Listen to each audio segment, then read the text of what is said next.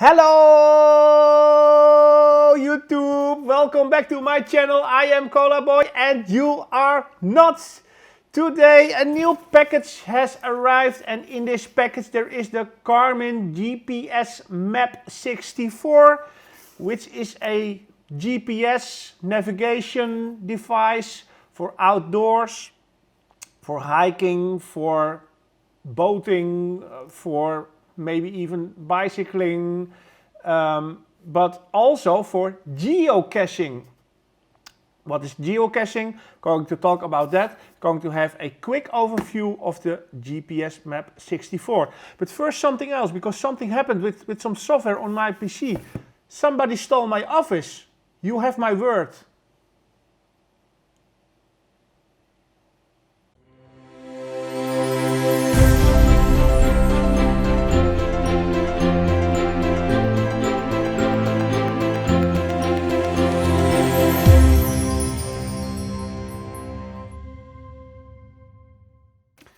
Okay, so we're going to open up this bad boy. To do that, yes, you have been asking about it. Where is he? It has been a long time. Let's get him. It is time for the beast.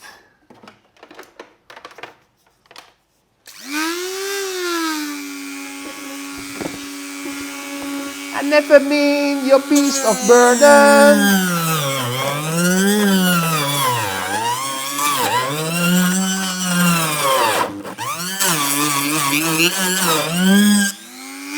Haha!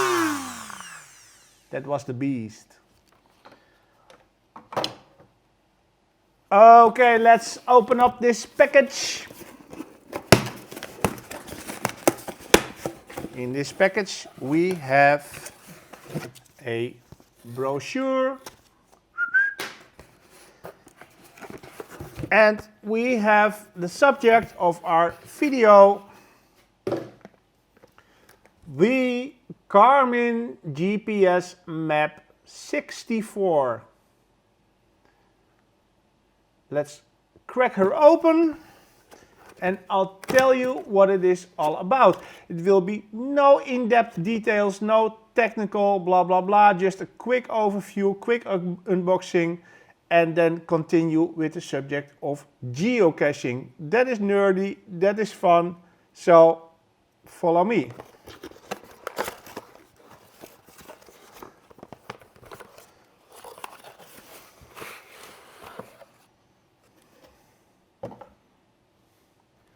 So first up, we have a instruction manual.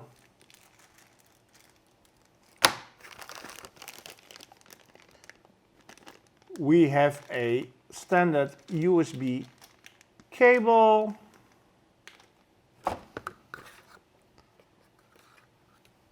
We have a carrying cord. If you can't find the cache, you can, no, that's a stupid joke. And we have, of course, the device itself.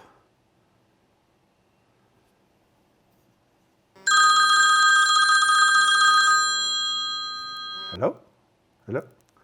Haha, just kidding. Okay. So, what the hell is this? Why is it so bulky? What is this, some ancient device? No, it is not. It is a very rigid, very strong built GPS device. You can just put waypoints in it based on GPS coordinates and just navigate to such a point. So if I'm going hiking in the forest, I mark where I park my car, that is a waypoint. I go hiking, I get lost, I say find my waypoint and an arrow points to my waypoint so you can find your way. It is possible with a SD card to put some map information on this. You can buy maps for this from Garmin or whatever.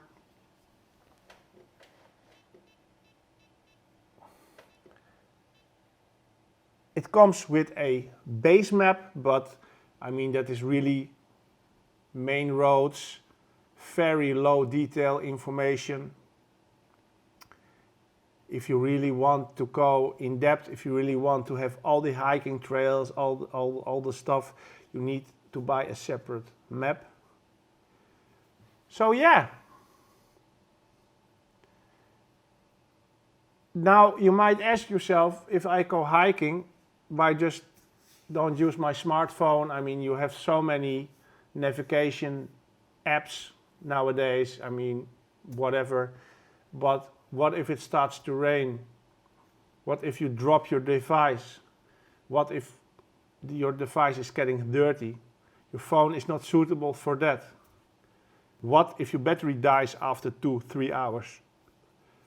This will last up to many hours, way longer. This is waterproof, watertight. I don't even know how you call that. This is way more solid, way more fail-proof than any phone, than any app. This is for hardcore hiking, being outside, whatever. It is from Garmin. It's the latest model from the GPS Map series. I mean, yeah, there's not really much to tell. I mean, obviously I have no GPS signal right now. So, as I say, you can enter waypoints, you can find waypoints on the map, you can navigate to a waypoint, it can keep track of how many miles, how many kilometers you have walked, you have traveled. I can say find, then I can say a waypoint,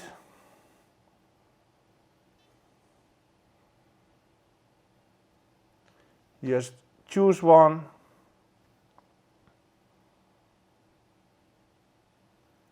go to there, and it will draw a line on the map. Or you can choose for a compass, and then it will show you a direction and how many meters to go, kilometers, whatever, etc., etc. So it's really simple, but you can trust it. You can use it in bad weather. It has good GPS reception. This is really for hardcore outdoor stuff. So yeah, that's about it for the GPS Map 64. So what's my use for it? Well, I use it for geocaching. What the hell is geocaching? It sounds nerdy. It is a bit nerdy, but not as nerdy as you might think. Around the world, many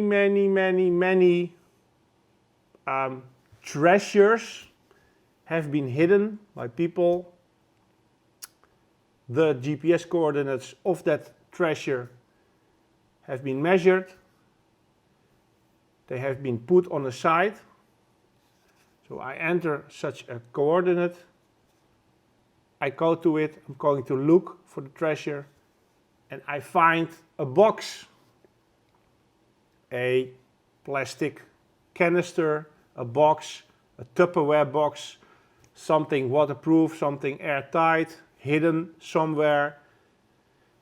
In the box there will be at least a log roll, piece of paper, sometimes a pen. I write down my username, my cache name, and with the date and the time, and I go to the website and I register for my account that I found this cache. Because I put my name on the log roll inside the cache, that's the proof I found it. So I enter it on the site and you have found a geocache. That sounds weird, but let's take a look. So, on your browser, go to www.geocaching.com. I'm here on the start page, and I challenge you to go to play, view geocache map,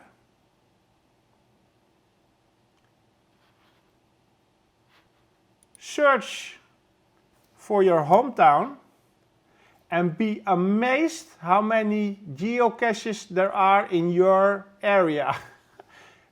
Geocaches of which you never knew they were there. You had no clue that people were searching for them. And so I have here Maastricht, which is a city in the Netherlands. And all those icons here are geocaches. There are some minor differences. You have various kinds of geocaches. I only want to talk about the two most straightforward ones. You have the traditional geocache. You can recognize them with the green treasure icon. That is what does that mean? It is a traditional cache. It means it is one GPS point, one coordinate. If you go there, you start looking, you find the box, you find the treasure, you log it, you go to the site, and that's it, you're done. So if I'm going, for example, look to this cache, you see some information, the name, created, how difficult it is to find, how difficult the terrain is. I mean, imagine if it is 5 stars, you need climbing gear, go in trees, go underwater even. And very important is the cache size, because you want to know what you're looking for. You have nano caches, which is really tiny. You have micro caches, and over here I have an example of what you're looking for. This can be magnetic, it can be under a bench, it can be connected with a tie rib to something. If you open it up, I have here a log roll and a small pencil.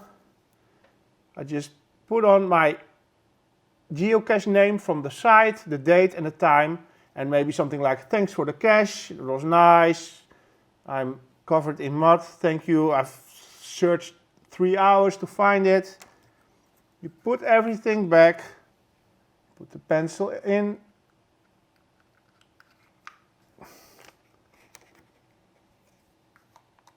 you close it and you place it back. You come home, go to the website, you say log visit, and then you can choose, did you find it, maybe you didn't find it. You can upload pictures, you can put a nice text, thanks for the cache, it was nice area, blah blah blah blah blah. And you found a geocache. That's really nice. Another type of geocaches I want to talk about is the multi-cache. You can recognize them by the yellow, orange-like symbols. What does that mean? It means you only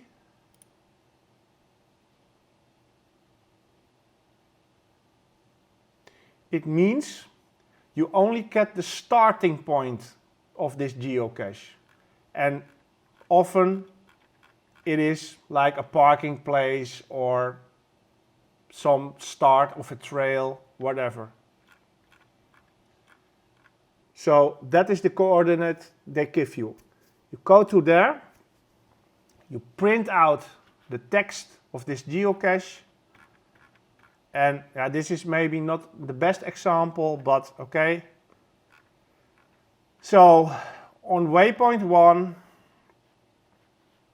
where you park, in the text there is a question like, how many picnic benches, picnic tables do you see? The answer is A. So you see 3 tables, A is 3. Then in the text it will say, the next point to go to, waypoint 2, is, and then some coordinate. However, inside that number, the letter A is used. So depending on your answer, that will determine what the second coordinate will be. You enter it in your GPS device and you walk to waypoint 2. You look on your instructions and it says how many trees are here, blah blah blah blah blah. Your answer is B. Walk to waypoint 3 and then the coordinate uses some numbers and also maybe the letters A and or B.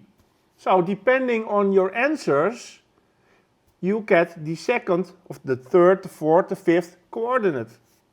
So if you have a wrong answer and you enter a coordinate and your GPS device says, okay, this is 300 kilometers to the east, you know you did something wrong.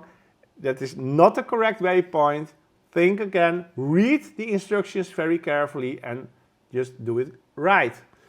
So you walk from point to point to point to point, and then the final point, the final waypoint, that is where the geocache is hidden.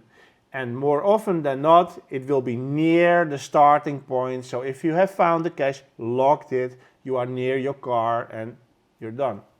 The nice thing about this is, why does somebody place a multi-cache in that area? Often they want to show you something. It's a nice walk, it's a nice hike, it's around a lake, you must see this, you must, I mean, there is a purpose for this cache. It's not like going from trash area to another trash area. So you will see areas very close to your home where you maybe live for 30, 40 years, whatever, and you will come to areas where you have never been before. You think, I live so close here and in all these years I haven't seen this. This is one of the nice things of geocaching. It will bring you to places you've never been. I mean, you want to go for a hike, it's nice weather, you can just walk and do nothing, have no inspiration at all, or you just go to the geocaching site, print a geocache, take children with you, they love it. I mean, who doesn't love to search for a treasure? Who doesn't love to find and seek and blah blah blah? I mean, we all want that. I mean, you hike, it's nice, it's good for you, you now have a purpose. It's also a bit like a match, like I have found 200 caches, oh, I have 150, I am about to have more than you. I mean, it's addicting. I know people who are addicted to it. You know who you are. And yeah, it's nice. I mean, it's finding for stuff, it's using technology, it's outdoors, it's good for you. So I challenge you, go to geocaching.com, make an account, it's free, and just look up your area and be amazed how many caches there will be. Something very important, of course this is kind of expensive. I mean, and if you're just starting with the hobby, you don't want to buy this just for starters. There is also an app for iPhone, for Android. It's an official geocaching app. You can download it. It's free, sort of, for some basic functionality. For more functionality, you have to pay some money, but yeah, okay, so that's reasonable. There is also an app which is free, and I forgot the name, so I'm going to look it up right now for you.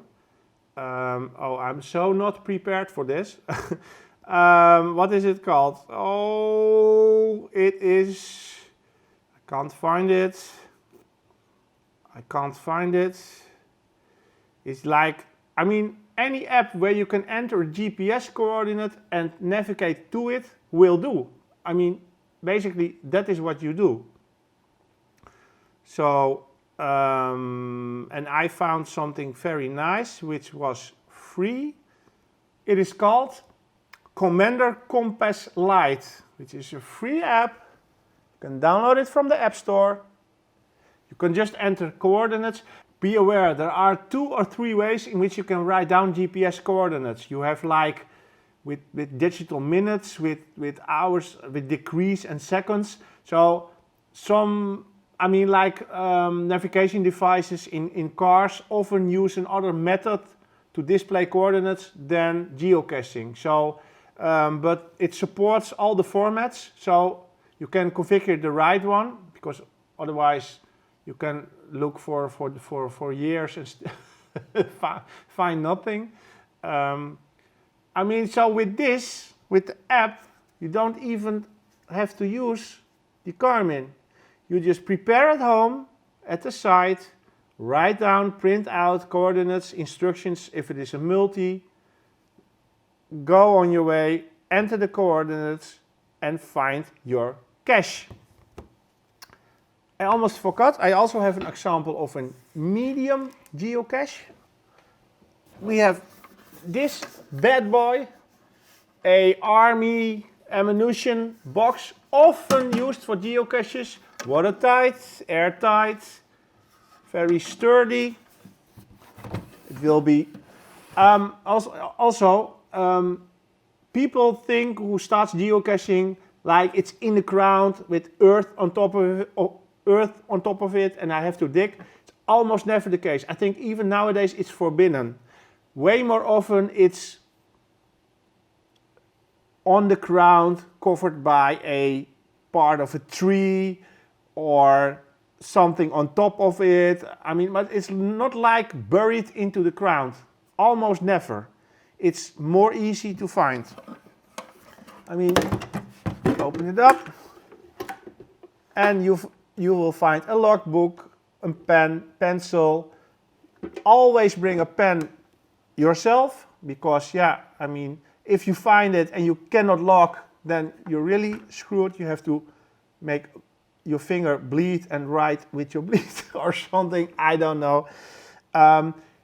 In a bigger cache like this, there will be also items, little toys, small things. You can take one and you can put something from your own inside, you can exchange, whatever. Okay, so there are some more aspects for geocaching, some more advanced stuff, other types of geocaches. You have travel bugs, but that's all getting complicated. If you like it, just put it down in the comments and I will make a future video on that. This is really the basic. Traditional cache, 1 point, 1 coordinate, go there. Multi-cache, multiple points while doing answer questions, and the end point, that is your cache. That is your geocache. These 2 are the nicest, I think. You also have like geocaches with puzzles and other complex stuff. Try it out. It's nice. It's funny. I bet you will like it. Yes, it sounds nerdy, and I have people laughing at me. Oh, the stupid thing, the GPS and treasure. And a year later, they found themselves 500 geocaches, things like that. I've seen it many times.